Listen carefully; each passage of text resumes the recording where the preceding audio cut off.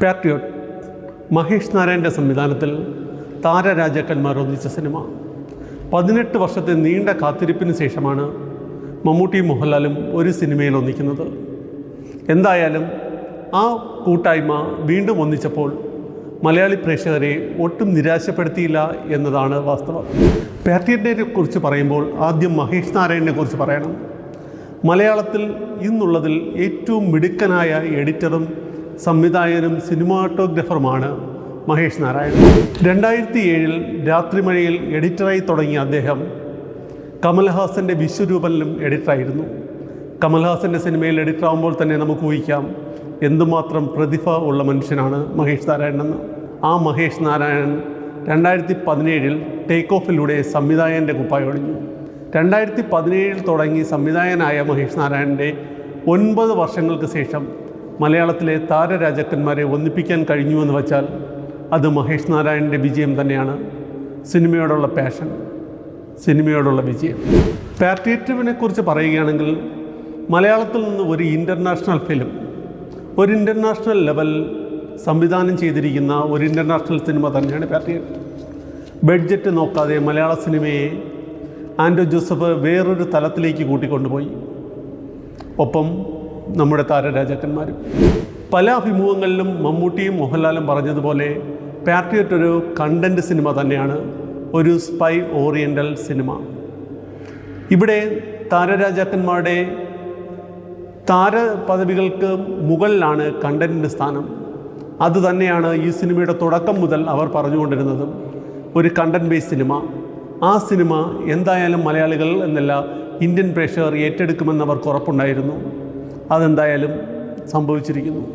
First ഹാഫിൽ ഏറ്റവും കിടിലമാറ്റ് തോന്നിയത് ഫഹദ് ഫാസിലിൻ്റെ ഇൻട്രൊഡക്ഷനാണ്. ഫഹദിലൂടെയാണ് ഓരോരുത്തരുടെയും ഈ കഥാപാത്രങ്ങളെ സംവിധായകൻ പറഞ്ഞു പോയിരിക്കുന്നത്. മുൻ ചിത്രങ്ങളിൽ എന്ന പോലെ തന്നെ ഫഹദ് ഫാസിലിന് വ്യക്തമായ ഒരു സ്പേസ് ഈ സിനിമയിൽ മഹേഷ് നീക്കി വെച്ചിട്ടുണ്ട്. കൂടാതെ കുഞ്ചാക്കോ ബോബൻ്റെ അടിമുടി മാറ്റിയെടുത്തിട്ടുണ്ട് ഈ സിനിമയിൽ മഹേഷ്. എന്തായാലും നമ്മൾ പ്രതീക്ഷിച്ചതിൽ നിന്ന് അപ്പുറത്തേക്ക് ഒരു കുഞ്ചാക്കോ ബോബനെയും ഫഹദ് ഫാസിലിനെയും കൊണ്ടുവരാൻ മഹേഷ് നാരായണന് ഉറപ്പായും കഴിഞ്ഞിട്ടുണ്ട്. ഫസ്റ്റ് ഹാഫ് മുഴുവൻ മമ്മൂട്ടി നിറഞ്ഞാടുന്ന ഒരു കാഴ്ചയാണ് കാണുന്നത്. ഇടയ്ക്ക് ഫഹദ് ഫാസിലിൻ്റെ ഒരു എയ്റോപ്ലെയിൻ ഒരു സ്റ്റണ്ട് സീനെല്ലാം വളരെ മനോഹരമായി തന്നെ അദ്ദേഹം ചിത്രീകരിച്ചിട്ടുണ്ട്. അത് കഴിഞ്ഞ് രണ്ടാം പകുതിയിൽ നമ്മുടെ ലാലേട്ടൻ എത്തുന്നു. പിന്നെ സിനിമ വേറൊരു ലെവലിലേക്ക്. മോഹൻലാലിന് ഒരു 2 ഇൻട്രോ സമ്മാനിച്ചിട്ടുണ്ട് സംവിധായകൻ. എന്തായാലും തിയേറ്ററിനെ പിടിച്ചു കുലുക്കുന്ന ഒരു ഇൻട്രൊഡക്ഷൻ സീൻ തന്നെയായിരുന്നു ലാലേട്ടനും കിട്ടിയത്.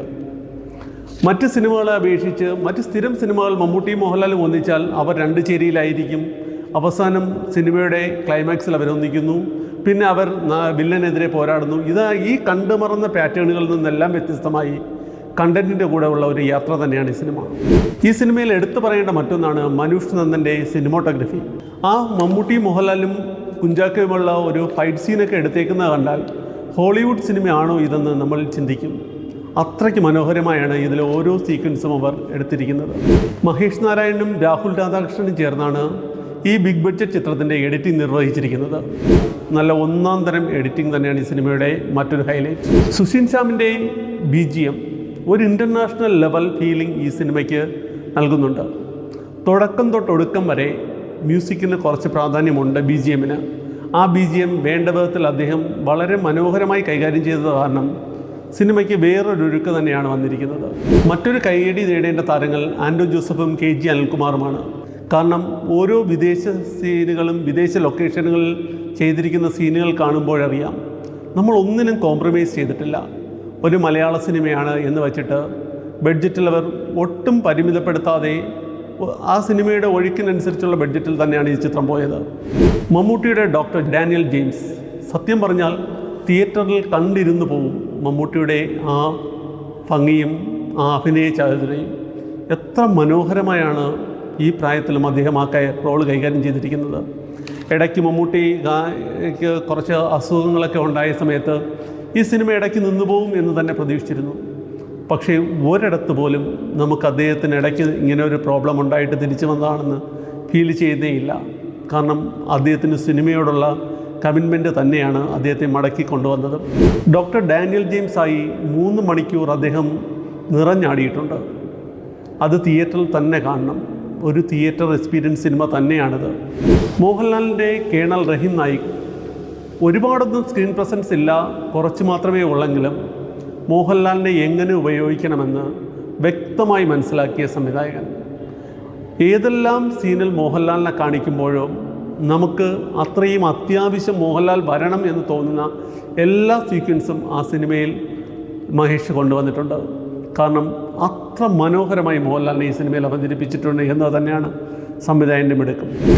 പിന്നെ കൂടെ ഫഹദ് ഫാസിൽ, കുഞ്ചാക്കോ ബോബൻ, രാജീവ് മേനോൻ, രേവതി, ദർശന രാജേന്ദ്രൻ, പിന്നെ നയൻതാരയെ എനിക്ക് തോന്നുന്നു ഈ സിനിമയിലേക്ക് കൊണ്ടുവന്നത് ഇതിൻ്റെ മാർക്കറ്റ് ഉയർത്താൻ തന്നെയാണ്. തമിഴ്നാട്ടിലും മറ്റുള്ള സ്റ്റേറ്റിലുമെല്ലാം നയൻതാരയുടെ താരമൂല്യം തന്നെ ആയിരിക്കണം അവരെ ഈ സിനിമയിലേക്ക് കൊണ്ടുവന്നത്. അല്ലാതെ നയൻതാരയ്ക്ക് ചെയ്യാൻ പറ്റിയ അത്രയും ഭയങ്കര ക്യാരക്ടറൊന്നും അല്ല നയൻതാര ചെയ്തിരിക്കുന്നത്. എങ്കിലും മാർക്കറ്റിംഗ് ഒരു വലിയ ഘടകമാണ്. ഇത്രയും വലിയ ബഡ്ജറ്റ് സിനിമയാകുമ്പോൾ മാർക്കറ്റിംഗ് ഒരു വലിയ ഘടകം തന്നെയാണ്. അതിനുവേണ്ടി തന്നെ ആവണം ഇത്രയും വലിയൊരു കാസ്റ്റിനെ ഈ സിനിമയിലേക്ക് കൊണ്ടുവരാൻ സംവിധായകനും നിർമ്മാതാക്കളും ശ്രദ്ധിച്ചത്. 18 വർഷങ്ങൾക്ക് ശേഷം മമ്മൂട്ടിയും മോഹൻലാലും തിരിച്ചു വന്നപ്പോൾ, അവർ ഒരു സിനിമയിൽ ഒന്നിച്ചു വന്നപ്പോൾ മലയാളികൾക്ക് ഒരു കണ്ടൻറ് ബേസ്ഡ് ഒരു നല്ല സിനിമയാണ് അവർ കൊണ്ടുവന്നത്. നമ്മുടെ ജെൻസി പിള്ളേരൊന്നും ഇതുവരെയും മമ്മൂട്ടിയും മോഹൻലാലിനെയും തിയേറ്ററിൽ ഒന്നിച്ചൊരു സിനിമയിൽ കണ്ടിട്ടില്ല. അവർക്ക് ആഘോഷിക്കാം വേണ്ടി തന്നെ ആവണം ഇത്രയും നല്ലൊരു സിനിമയുമായി അവർ വന്നത്. എന്തായാലും അവർ വന്നതിനെ ആർക്കും നിരാശപ്പെടുത്താത്ത രീതിയിൽ ഒരു നല്ല സിനിമ ഒരുക്കാൻ മഹേഷ് നാരായണന് കഴിഞ്ഞിട്ടുണ്ട്. ഈ ഇൻ്റർനാഷണൽ ലെവലിൽ സംവിധാനം ചെയ്തിരിക്കുന്ന ഈ ചിത്രം നിങ്ങൾ തിയേറ്ററിൽ തന്നെ കാണണം.